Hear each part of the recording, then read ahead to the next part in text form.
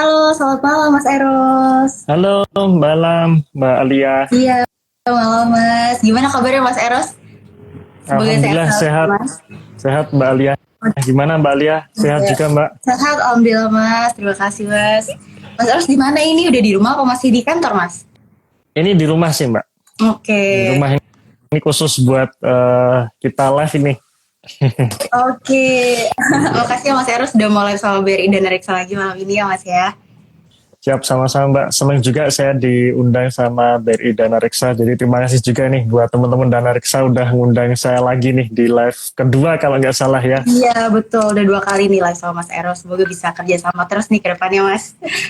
Iya, amin amin. Oke, jadi mungkin kita langsung mulai aja Mas ya. Sebelum Hmm. kita mulai mungkin Oh ya Mbak, uh, sorry. Kalau suara saya jelas nggak ya? Jelas masuk jelas atau jelas Mas. putus? Jelas. Jelas ya? Oke oke. Siap. Oke, siap Mas. Oke, sebelum kita mulai mungkin dari Mas Eros bisa memberikan sedikit informasi nih tentang update market hari ini kepada breeders di rumah. Silakan Mas Eros. Oke, kalau update market, mungkin kalau saya sendiri sebenarnya sangat jarang ya untuk istilahnya melakukan update market apa yang kejadian di market secara harian. Soalnya secara overall aja kali ya. Kalau secara overall IHSG bagus ya bulan November ini. Jadi kalau kemarin kita lihat bulan Oktobernya turun, nah sekarang kalau kita lihat secara 1 bulan ini naik nih kurang lebih dalam 1 bulan naik 5%. Gitu ya, dan ya kita melihat bulan November ini sudah mulai bergairah. Salah satu triggernya adalah Bank Indonesia ya, Bank Indonesia menahan suku bunga acuannya ya, sehingga ini menjadi market sedikit bergairah, kayaknya udah mulai start nih untuk bergairah. Harapannya nanti sampai Desember masih terus istilahnya terus bagus, sehingga window dressing yang tahun kemarin itu nggak ada, ya gagal kan kemarin, bisa dikatakan tahun 2022 itu nggak ada window dressing. Harapannya tahun ini ada nih gitu. Kalau tahun ini ada, wah berarti siap-siap nih kita pasti bisa dapat keuntungan dari situ ya. Iya. Kemarin-kemarin yang nyangkut-nyangkut ya, semoga bisa recover bulan Desember nanti, dan tahun Amin. 2024 harapannya makin bagus lagi ya. Dan saya sendiri termasuk salah satu yang optimis kalau tahun 2024 nanti market tetap akan bagus. Oh, Ya akan lebih bagus dibandingkan tahun ini. Itu amin mungkin Mbak, amin. kira-kira Mbak.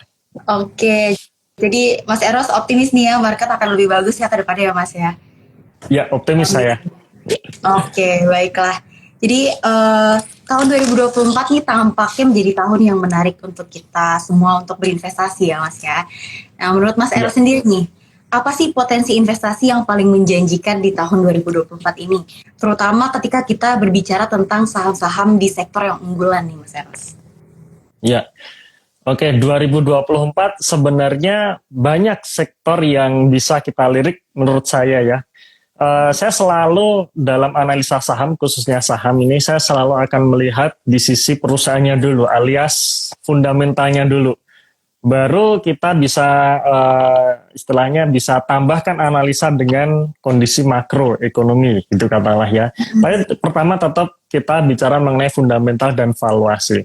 Nah, saat ini tahun 2023 bisa kita lihat ya bahwa banyak sekali saham-saham yang masih dihargai murah di saat kinerjanya sudah recover atau di saat kinerjanya sudah bagus.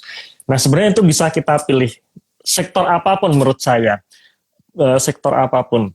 Nah ketika kita sudah pegang fundamental bagus, harga sahamnya murah, dan sepanjang nanti tahun 2024 masih ada potensi growth secara kinerja, itu kemungkinan besar tetap pasti akan naik ya.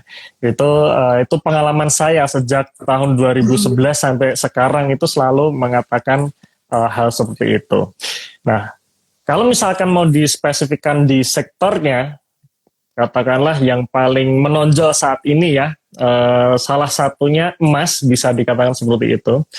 Kenapa? Karena sekarang emas kalau nggak salah terakhir harganya sudah di atas 2.000 ya, yang dimana harga emas ini salah satu yang men-trigger kenaikan harga emas adalah masalah geopolitik politik yang belum stabil untuk global. Yang kedua, adanya potensi penurunan suku bunga Fed. Ya, jadi emas ini komoditas yang berkebalikan dengan suku bunga Fed. Ya, jadi jika suku bunga Fed itu agresif naik seperti tahun 2022 kemarin, harga emasnya biasanya turun. Ya, kemarin kita ngelihat harga emas sampai ke 1.600 dan sebagainya ya. Dan saat nanti harga suku bunga Fed itu turun, konfirmasi turun, kemungkinan besar harga emas ini akan makin naik. Apalagi sekarang pun sebenarnya suku bunga Fed belum turun nih. Cuman baru istilahnya ada isu bahwa tahun depan kemungkinan akan turun. Nah, itu saja sudah men-trigger harga emas sampai menembus level ke 2.000. Nah, jadi kemungkinan salah satunya emas itu menjadi salah satu yang menarik itu kalau kita bicara komoditas. Ya, belum lagi sektor lain, katakanlah properti, saya termasuk juga yang mengamini atau yang meyakini sektor properti tahun 2024 akan bagus. Ya, triggernya juga sama, penurunan suku bunga. Ya, memang saat ini suku bunga Bank Indonesia masih tinggi, bahkan bulan Oktober kemarin kita kaget ya, bulan Oktober yang harapannya Bank Indonesia itu menahan suku bunga ternyata menaikkan nih, yang menaikkan suku bunga dan itu membuat istilahnya market kayaknya tertahan untuk naik gitu ya. Salah satunya sektor properti ini jadi tertahan juga karena mayoritas di atas 50% pembelian properti kita masih pakai skema KPR, di mana kalau suku bunga naik ya otomatis bunga KPR naik, itu di istilahnya ada potensi untuk orang-orang menahan membeli rumah gitu. Cuman ternyata saat suku bunga tinggi pun di tahun 2023 ini kan suku bunga Bank Indonesia kan sudah termasuk tinggi ya. Ternyata properti-properti ini tetap bagus gitu. Kita lihat kinerja emiten-emiten properti kuartal 3-nya rata-rata bagus gitu ya. Bisa disebut nih misalkan seperti apa, BSDE mungkin ya, PWON yang terkenal kan, CTRA misalkan, kemudian banyak lagi ya, bisa dilihat satu persatu itu rata-rata bagus. Nah, jadi bisa dikatakan saat suku bunga tinggi pun performa dari emiten properti bagus. Nah, apalagi kalau nanti terkonfirmasi suku bunga turun tuh. Nah, itu menjadi menarik ya, akan men-trigger untuk pasar keuangan kita nih, terutama sektor properti kemudian juga boom. Ya, di sisi lain sektor misalkan pariwisata yang kebetulan juga banyak kita mention di channel di investor ini ya, pariwisata sudah mulai bergerak.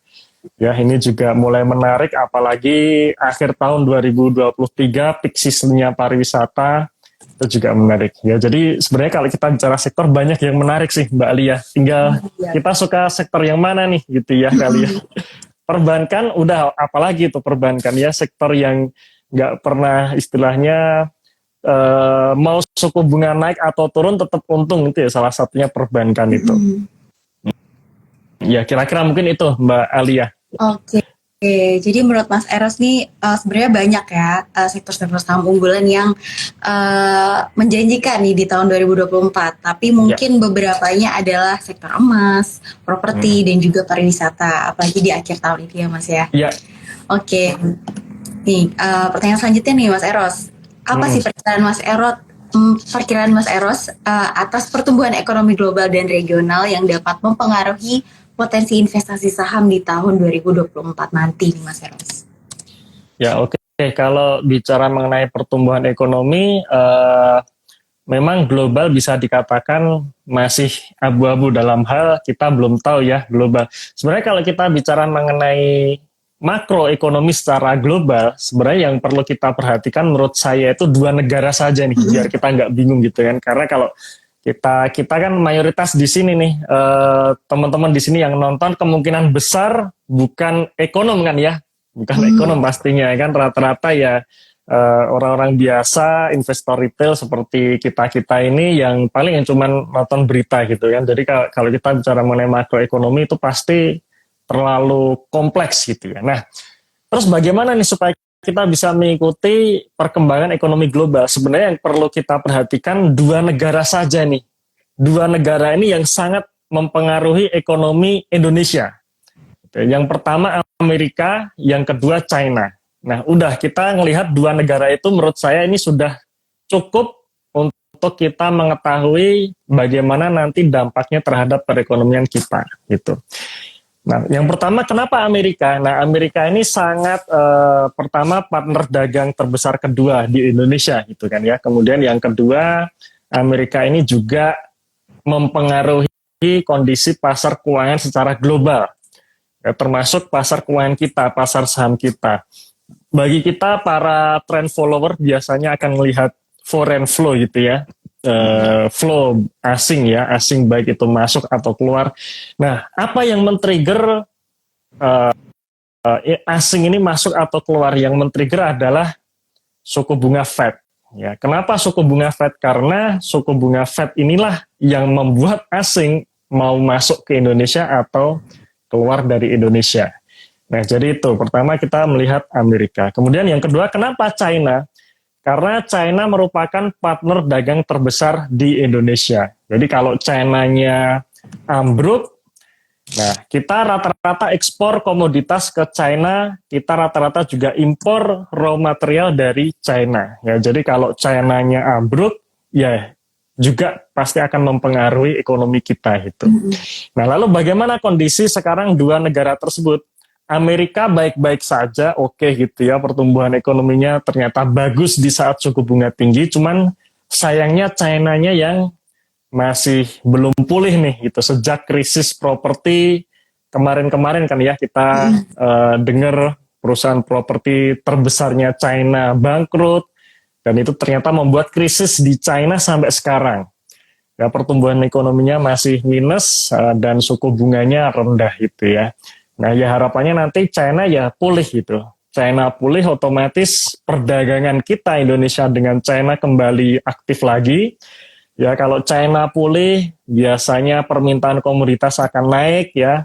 Harga batu bara akan naik kan gitu kan ya, harga nikel akan naik, harga CPO naik kan gitu kan ya. Sekarang harga batu bara turun salah satunya oversupply ya. Kenapa oversupply? Salah satunya permintaan China menurun gitu. Nah itu serangkaian tentang ekonomi global, tapi secara umumnya saja bagi kita para awam kan lebih enak hanya melihat itu gitu ya. Nah itu tentang itu tadi Mbak. Pertumbuhan ekonomi global dan juga regional ya. Terus bagaimana setelahnya saham-saham yang akan diuntungkan atau akan dirugikan? Ya kalau kita bicara mengenai saham yang istilahnya defensif atau saham yang tetap bisa terus eksis, ya mungkin saat ini kita bisa hindari dulu saham-saham yang ada trade dengan China, bisa dikatakan seperti itu. Ya, kita pilih saham-saham yang dia punya basis pelanggan itu di Indonesia itu lebih oke. Ya, jadi saya sendiri sepanjang 2023 ini saya lebih banyak memilih saham-saham yang dia mendapatkan revenue-nya dari Indonesia aja nih gitu. Jadi tidak termakan banyak exposure dengan perdagangan luar negeri gitu ya. Itu lebih safe-nya. Tapi biasanya saham-saham yang ada exposure transaksi luar negeri sekarang kan terpuruk nih. Nah biasanya harga sahamnya murah gitu. Nah nanti kalau ekonomi China membaik, kemudian global sudah mulai pulih, ya pasti harga sahamnya juga ikut naik gitu. Jadi di sisi lain dengan terpuruknya ekonomi global, kita bisa cari juga nih saham-saham yang dia ada trade ke luar negeri, tapi dia dan terkena dampak terhadap pelemahan kondisi ekonomi global, tapi saat ini survive nih gitu.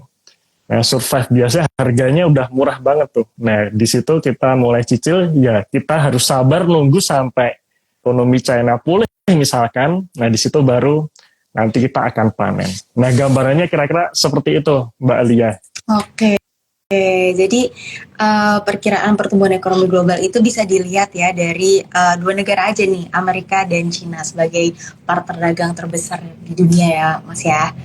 Oke, ya. Untuk selanjutnya nih, gimana nih? Kita kan udah memasuki pasca pandemi ya, Mas Eros ya. Dan kira-kira apakah di era pasca pandemi COVID-19 ini, apakah masih ada masih bisa mempengaruhi prospek investasi saham di tahun 2024? Dan jika iya, apakah ada sektor yang mungkin mengalami perubahan signifikan sebagai dampak dari era pasca pandemi ini, Mas Eros? Ya, oke. Memang kalau bicara pandemi ada dua sisi kan ya, di sisi fundamentalnya maupun di sisi pasar sahamnya sendiri gitu kan ya. Jadi kalau kita masih ingat tahun 2020 terjadi crash, Maret terjadi crash. Di sisi lain orang-orang yang masuk saham itu banyak banget gitu. Jadi kayaknya uang-uang orang-orang ini pada larinya ke saham. Akhirnya akhir tahun 2020 rebound dan banyak orang kaya baru dari saham ya. Banyak sekali gitu ya. Jadi pas mereka masuk di saat harganya murah, kemudian akhir tahun harga sahamnya naik semua. Mereka yang punya modal gede masukin saham, ya udah tuh jadi orang kaya baru. Kita melihat fenomena seperti itu ya. Cuman beda nih kalau kita para pelaku saham sudah lama ya. Jadi kita sudah misalkan sudah on position di tahun 2019 ya, 2020 harus merasakan portofolio itu turun 50% itu ya. Itu kita harus merasakan sebelum akhirnya kalau kita masih bertahan ya kita akan sebatas rebound saja nih posisi di akhir tahunnya. Nah itu di sisi market. Kemudian sampai akhirnya tahun 2022 dan 2023 kita merasakan pasar saham itu lesu gitu ya, sepi gitu. Lesu, susah banget nih cari saham-saham yang istilahnya gampang naik itu kan susah itu. Kita merasakan hal seperti itu ya. Nah, cuman bagi kita yang mungkin sudah pelaku market yang sudah lama gitu, itu sebenarnya kejadian tersebut ya hanya siklus tahunan saja ya. Artinya ya itu memang sering terjadi. Suku bunga naik seperti tahun 2015 itu dia crash juga. Kemudian akhirnya ketika suku bunga turun, itu market 2016 sampai 2018 itu enak banget tuh. Itu rally dan kayaknya 3 tahun tersebut tuh enak banget kita di saham ya, cari cuan itu gampang gitu. Nah itu di sisi marketnya. Nah kemudian kita bicara mengenai sisi bisnisnya. Baik kita para investor jangka panjang, ya kebetulan karena channel di investor ini kan kita fokus di investasi jangka panjang. Nah di jangka panjang maka acuan kita kan di sisi fundamental ya. Jadi kita tidak bicara mengenai teknikal, tapi kita lebih bicara kepada fundamental perusahaan. Nah, saat COVID itu banyak perusahaan ambruk, ya kinerjanya rugi, dari yang tadinya laba menjadi rugi dan sebagainya. Kemudian tahun 2021 masih ada COVID, bahkan lebih parah varian Delta waktu itu ya. Tahun 2022 masih ada varian Omicron di semester 1. Nah, baru benar-benar longgar itu tahun 2023. Jadi bisa dikatakan secara siklus ekonomi pasca pandemi, ini sih seharusnya 2023 ini sudah mulai normal baru gitu ya. Jadi sudah longgar, sudah banyak emiten-emiten yang recover. Ya, tetapi kalau kita melihat ternyata tidak semua bisnis itu sudah recover. Salah satu kalau kita bicara mengenai kondisi masyarakat kita, rata-rata memang orang-orang menengah ke atas itu rata-rata pulihnya lebih cepat dibandingkan orang-orang menengah ke bawah ya. Nah, jadi kalau menengah ke atas itu biasanya dia sudah mapan kerja di perusahaan yang memang sudah bagus dan sebagainya, dia sudah mulai recover lagi, daya belinya pun sudah kembali normal. Maka emiten-emiten yang dia punya basis pelanggan itu orang-orang kaya, bisa dikatakan seperti itu ya, orang-orang kaya, dia sudah survive nih gitu. Sekarang sudah bagus, sudah survive, sudah menghasilkan laba, bahkan beberapa di antaranya saya cek laba di tahun 2023 ini sudah melebihi laba sebelum pandemi tahun 2019. Wow. Nah, kalau seperti itu kita tinggal lihat nih, kalau harga sahamnya belum naik seperti tahun 2019, ya itu menarik gitu ya. Udah tinggal beli aja, habis itu kita tunggu. Cuman di sisi lain, emiten-emiten yang dia punya basis pelanggan untuk orang-orang golongan menengah ke bawah, masih belum survive ternyata ya. Jadi kita misalkan katakanlah kita bicara mengenai perbankan aja ya, bank kita lihat salah satunya BTPS yang sempat ramai kemarin ya, yang dimana harga sahamnya turun terus gitu.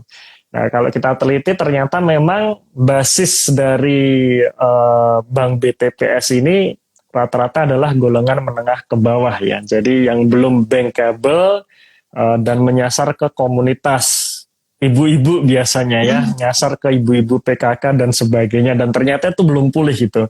Artinya nasabah-nasabah yang dia macet sejak tahun 2020 sampai sekarang belum pulih, akhirnya terus-menerus BTPS melakukan pencadangan ya, atau selalu menambahkan CKPN-nya, dan itu menggerus laba, dan akhirnya market nggak begitu seneng ya, harga sahamnya turun juga gitu ya, harga sahamnya turun.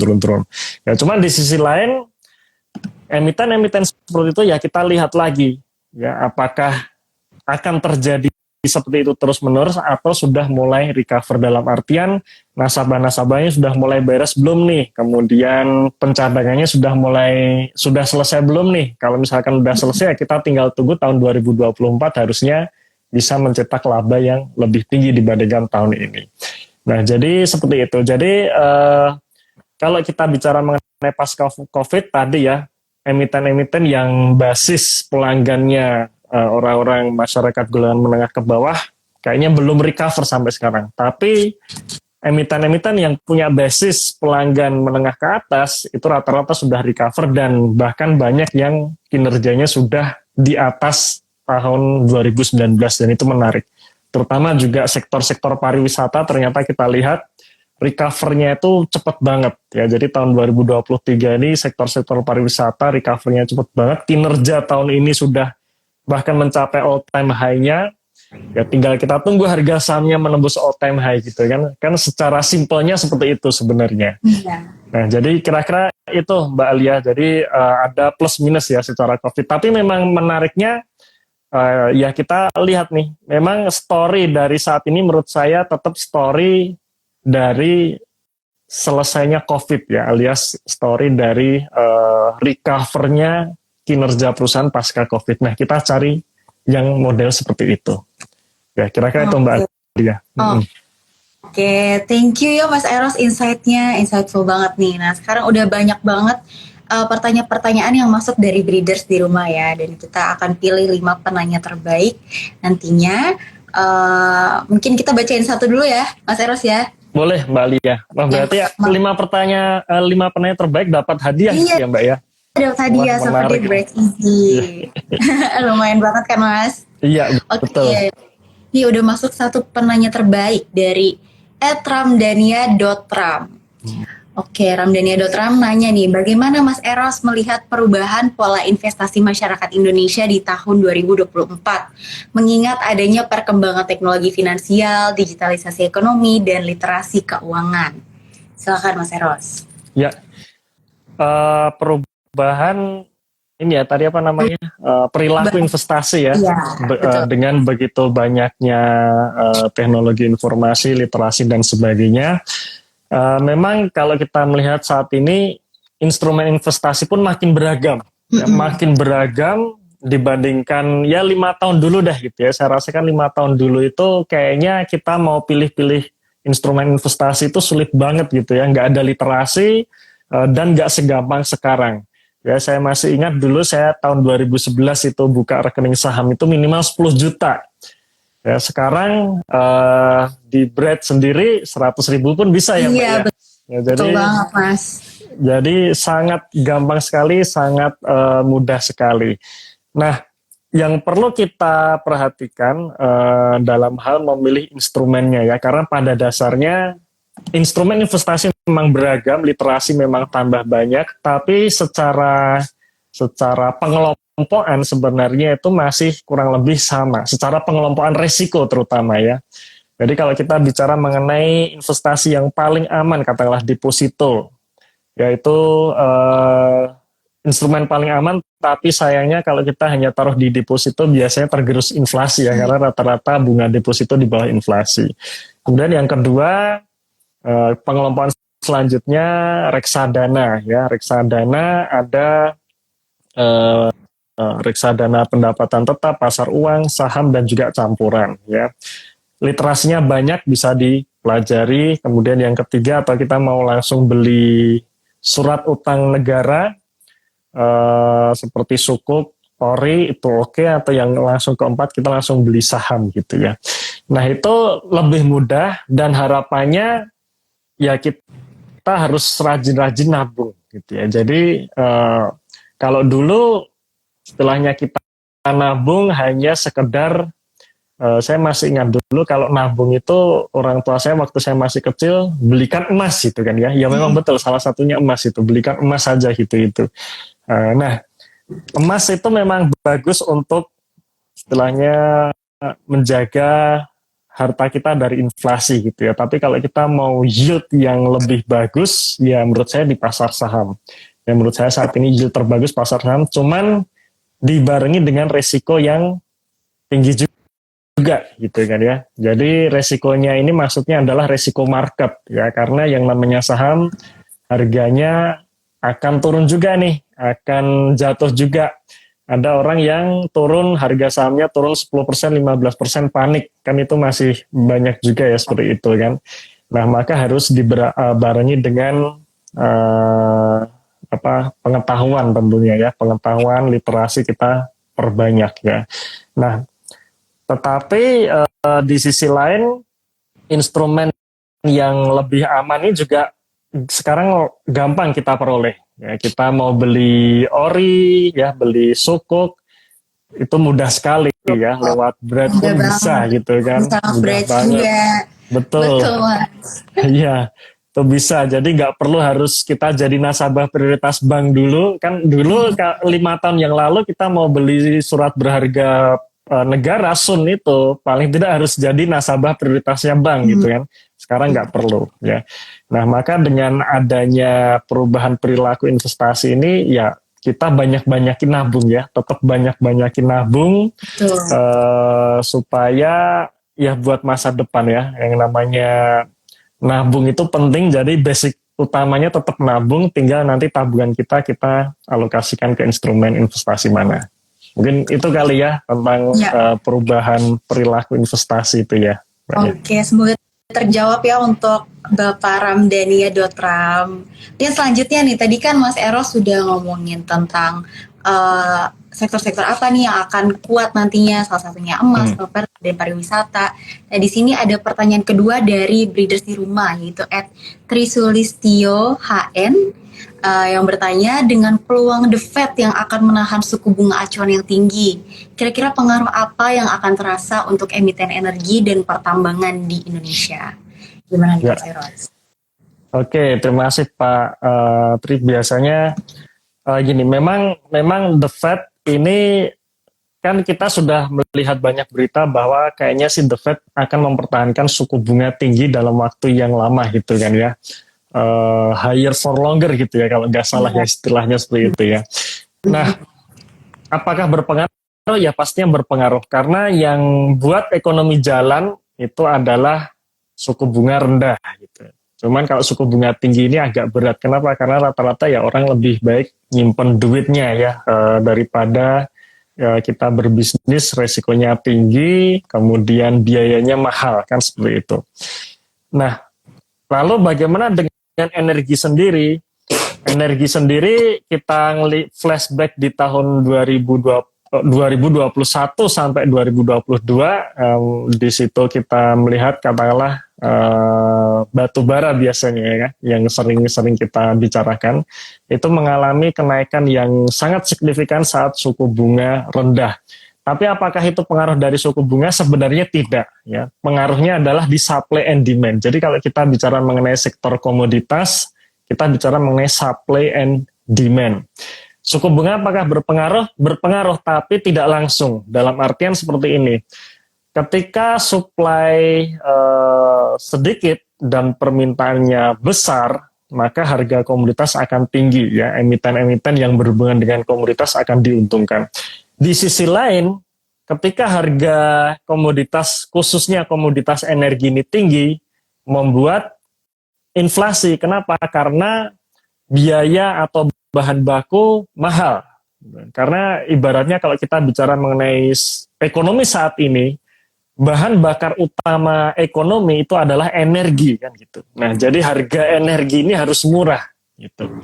Nah, maka supaya harga energi murah, pemerintah ya banyak negara tidak akan tinggal diam. Salah satunya ngerem permintaan dengan salah satunya adalah menaikkan suku bunga. Jadi harapannya ketika suku bunga dinaikkan, permintaan secara agregat itu ya, permintaan secara agregat itu bisa turun mengimbangi supply sehingga terjadi keseimbangan gitu yang membuat harga energi menjadi turun lagi dan ekonomi bisa jalan lagi seperti itu.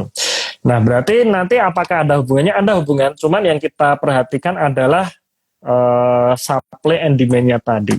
Khususnya China ya. Jadi kalau kita bicara mengenai komoditas, terutama komoditas energi, ya kita lihat salah satunya China. Kenapa? Karena China inilah yang istilahnya ketika ekonominya tumbuh, naik, maka permintaan energi itu akan tinggi. Kalau permintaan energi tinggi, ya nanti harga batu bara akan naik, harga CPO akan naik, dan sebagainya. Gitu. Nah, jadi yang kita soroti sebenarnya China-nya, bukan the Fed-nya. China saat ini masih dalam proses pemulihan, ya masih terjadi krisis, kemudian suku bunganya rendah, ya tinggal kita tunggu saja. Saya yakin juga pada akhirnya nanti China pun juga akan recover kan, pastinya China juga nggak akan mau kan ya krisis terus menerus kan, pasti akan berupaya supaya recover. Nah nanti biasanya setelah recover ya harga komoditas naik, harga sahamnya naik. Nah mumpung belum recover ya kita cari nih mana yang bisa survive dari kondisi saat ini, ya kita beli dulu gitu ya. Nah mungkin itu jawaban saya dari pertanyaan tadi, semoga menjawab. Oke, semoga menjawab ya Pak Trisulistyo HN. Sangat-sangat insightful nih Maestro Eros nih. Kita lanjut nih ke pertanyaan terbaik ketiga dari Tasyana_S. Tasyana bertanya, bagaimana sih Mas Eros memilih pasar saham yang aman di tengah adanya efek window dressing pada sektor konstruksi nih sekarang? Gimana Mas Eros? Pasar saham yang aman di sektor konstruksi ya? Oke, konstruksi mungkin kita bicara yang lagi rame saat ini, karya BUMN karya ya. Bahkan ada isu WSKT mau delisting nih. Wah ini yang nyangkut-nyangkut di WSKT udah pada bingung gimana nasibnya gitu ya. Nah, window dressing itu biasanya dimanfaatkan memang salah satunya ya, itu memang sektor konstruksi biasanya dalam kutip ya, biasanya itu memang akan diuntungkan. Kenapa? Karena fenomena akhir tahun yaitu pemerintah, baik itu pemerintah pusat maupun pemerintah daerah itu menghabiskan anggaran tuh, yang menghabiskan anggaran untuk pembangunan kan. Jadi sisa duit berapa harus dikeluarin semua buat supaya nanti jadi nol anggarannya, biar nanti tahun depan dapat anggaran lagi. Karena kalau tidak sampai nol berarti tahun depan anggarannya dipangkas kan, biasanya seperti itu. Iya. Nah maka di akhir tahun ini biasanya akan dihabiskan gitu. Nah itu menjadi sentimen untuk sektor-sektor konstruksi. Cuman balik lagi ke kita, apakah kita fokusnya di hanya sesaat, sentimen sesaat saja, atau untuk jangka panjang gitu. Nah jadi kalau misalnya kita bicara mengenai jangka panjang, sebenarnya fokus kita bukan di siklus tahunannya, bukan, tapi di kinerjanya sebenarnya. Ya, jadi kinerja, balik lagi, apakah kita pilih perusahaan-perusahaan yang konstruksi ini yang kinerjanya bagus ya, neracanya sehat, labanya naik, atau enggak nih, atau jangan-jangan saham-saham yang kita pilih konstruksi ini hutangnya besar ya, masih rugi, cash flow-nya negatif. Nah itu resikonya tinggi gitu ya. Jadi kalau kita bicara mengenai pasar saham yang aman, maka kalau saya sendiri yang aman itu adalah emiten yang kinerjanya bagus, fundamentalnya bagus, neracanya sehat ya. Jadi secara fundamental bagus dulu. Nah baru kita bicara mengenai sentimen gitu ya. Mungkin itu Mbak Alia. Semoga menjawab pertanyaannya nih Mbak Tasya tadi ya. Iya, semoga menjawab ya Mbak Tasya ya. Kita langsung aja nih next ke pertanyaan terbaik keempat ya Mas Eros dari Mas Irwansyah.ckg yang bertanya, bagaimana sih pandangan Mas Eros terhadap isu politik pemilu 2024? Apakah dapat menekan laju IHSG dalam jangka pendek? Ya, Gimana Mas Eros tentang tahun ya politik nih Mas? menarik nih Mbak ya. Mengenai politik 2024 ini juga banyak Iya. pertanyaan seperti itu nih.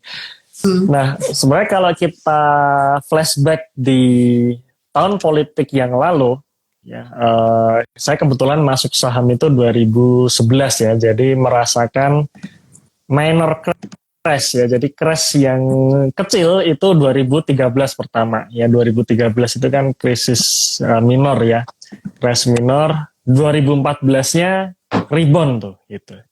Nah, dan kebetulan pas pemilu juga kan ya 2014. Kemudian 2015-nya market crash itu.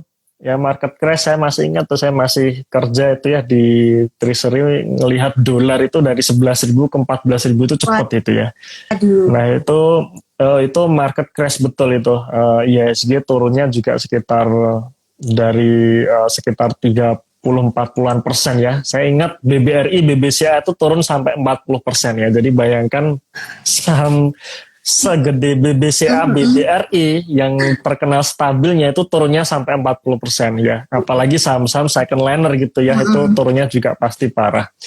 Itu terjadi tahun 2015 saat suku bunga naik. Ya, jadi Fed juga menaikkan suku bunga tahun 2015. Nah, kebetulan 2016 sampai 2018 ketika suku bunga Fed mulai menunjukkan penurunan, market rebound bagus nih. 2000 sampai awal 2018 sampai akhirnya tahun 2018 itu ada krisis minor juga.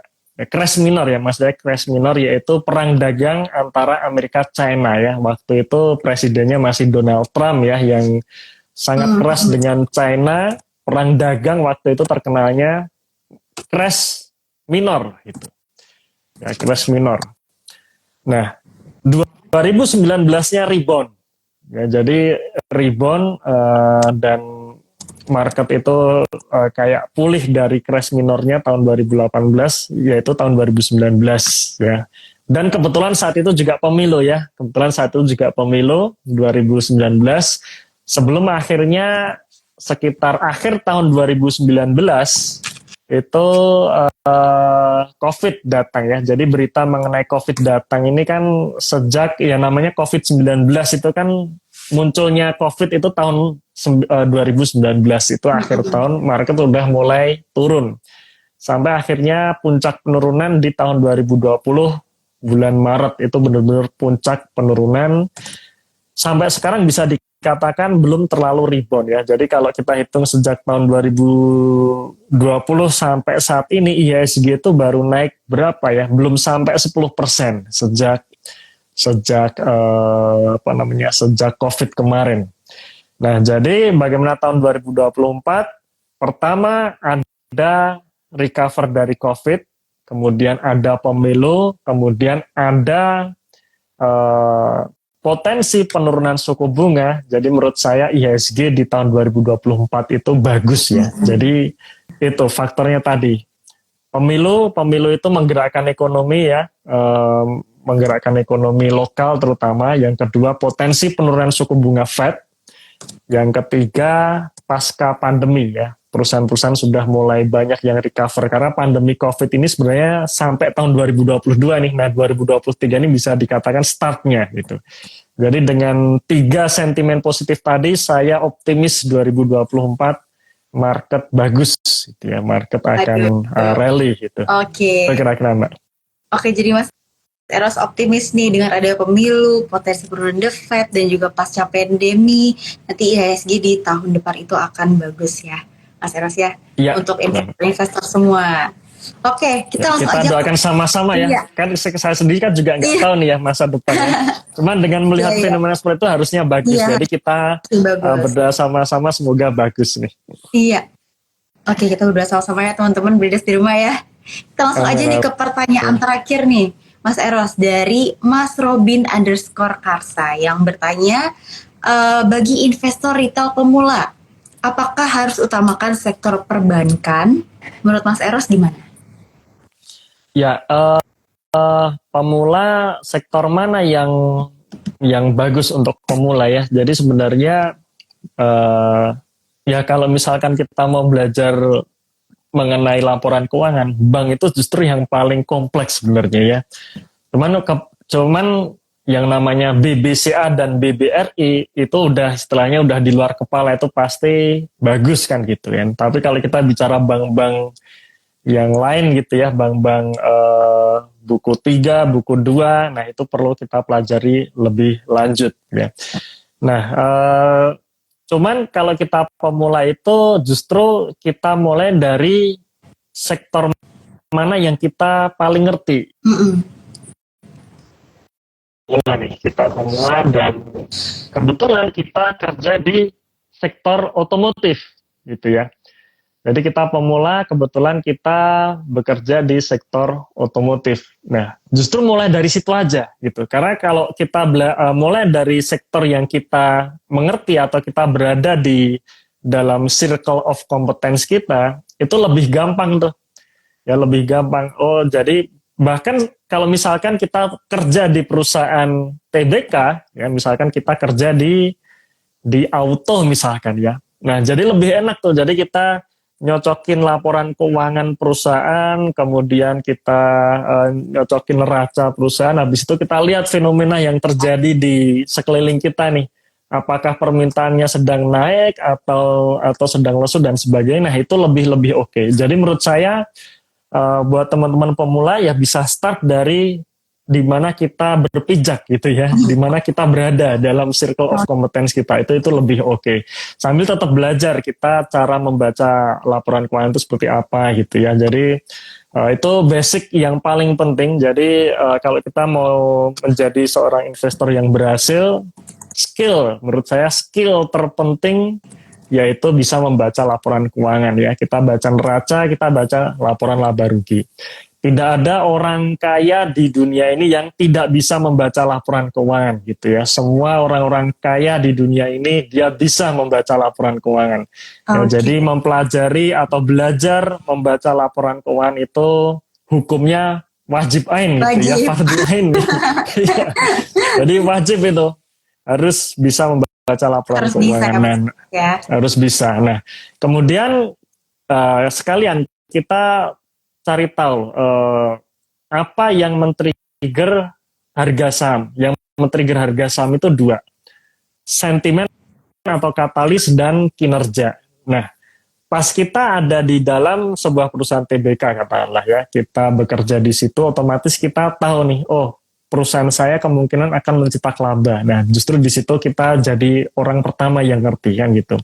Nah, maka yang kita cari dari membaca laporan keuangan itu adalah potensi kinerjanya, potensi labanya. Apakah nanti di tahun 2024 perusahaan ini menghasilkan laba gede nggak sih? Ya, dalam artian gede itu bukan berapa triliun atau ratusan miliar, bukan ya. Tapi growth-nya ada nggak?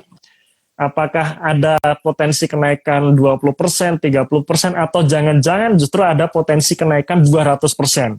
Ya, jadi kalau kita bisa menemukan perusahaan-perusahaan yang ada potensi lompatan laba sampai 200%, itu menarik gitu. Ya, itu menarik ya. Jadi itu yang kita cari. Nah, biasanya yang kita cari seperti itu, dan kita pemula kita bisa mulai dari dalam tempat kita berpijak tadi, dalam circle of competence kita itu lebih mudah. Itu kira-kira Mbak Alia. Mungkin semoga menjawab pertanyaannya dari Pak Robin tadi ya. Yes. Pak Robin, terima kasih banyak Pak Robin atas pertanyaannya, dan juga terima kasih banyak Mas Eros atas insight jawaban dari pertanyaan-pertanyaan readers di rumah ya Mas. Terima kasih Mbak. Udah gak kerasa ya nih, kita udah di ujung acara nih Mas. Nah, sebelum kita akhiri, silahkan Mas Eros mungkin adakah bisa memberikan pesan atau saran kepada penonton dan juga readers di rumah, dan juga para penonton di investor nih, terutama untuk mereka nih yang ingin meningkatkan portofolio investasi mereka. Ya. Oke, kalau dari saya yang penting adalah kita terus nabung dulu itu ya. Jadi apapun kondisi kita, usahakan nabung. Nabung itu basic pertama nih. Kalau kita nggak punya kebiasaan nabung, saya jawab susah kita jadi orang kaya gitu ya. Jadi nabung dulu. Nabung, habis itu kita perbanyak pengetahuan kita di instrumen investasi, ya, terutama saham. Kenapa kita, bahkan saya katakan penonton di sini ya, wajib kita ini punya saham. Kenapa? Karena saham inilah satu-satunya instrumen investasi yang memberikan yield terbaik. Ya, jadi kalau kita bicara mau melipat gandakan tabungan kita, ya, jadi sekali lagi ini melipat gandakan tabungan ya, berarti artinya harus punya tabungan dulu. Ya, jadi bukan bagaimana caranya cepat kaya, bukan, ya, tapi melipat gandakan tabungan. Jadi harus punya tabungan dulu. Nah, cara cepat melipat gandakan tabungan adalah di pasar saham. Ya, cuman di sisi lain pasar saham ini marketnya volatile ya, ada saatnya saham naik, ada saatnya saham turun. Nah, kita pelajari sedikit demi sedikit dan pastikan kita coba beli saham ya. Bagi teman-teman yang belum pernah beli saham, beli dulu deh gitu lewat Bright ini.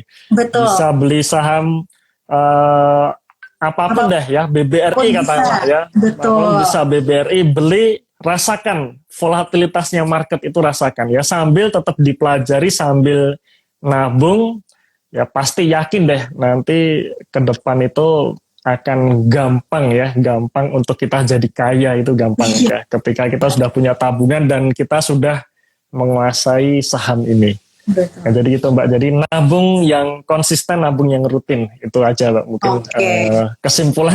Kesimpulan message saya tadi mungkin Mbak. Jadi teman-teman breeders jangan lupa nih, mulai aja nih usahakan nabung dulu sekarang. Nah, nabungnya di mana?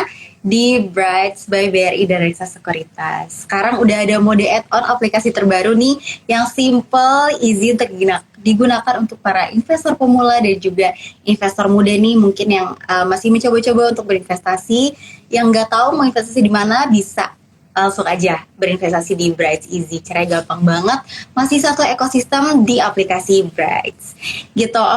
Terima kasih banyak ya Mas Eros atas waktunya hari ini, sudah berbagi banyak banget insight dan juga pengetahuan berharga untuk kita dan juga untuk breeders di rumah. Juga terima kasih untuk breeders di rumah yang sudah bergabung dalam sesi live kita hari ini. Nah, jangan lupa untuk terus ngikutin nih Instagram @bri_centang_biru dan juga Mas Eros Perwita di theinvestor.id untuk mengetahui insight pasar saham lebih lanjut. Terima kasih Mas Eros atas kolaborasinya malam hari ini. Terima kasih Mbak Alia. Sukses selalu Mbak Alia. Terima kasih Mas. Sukses selalu Mas Eros.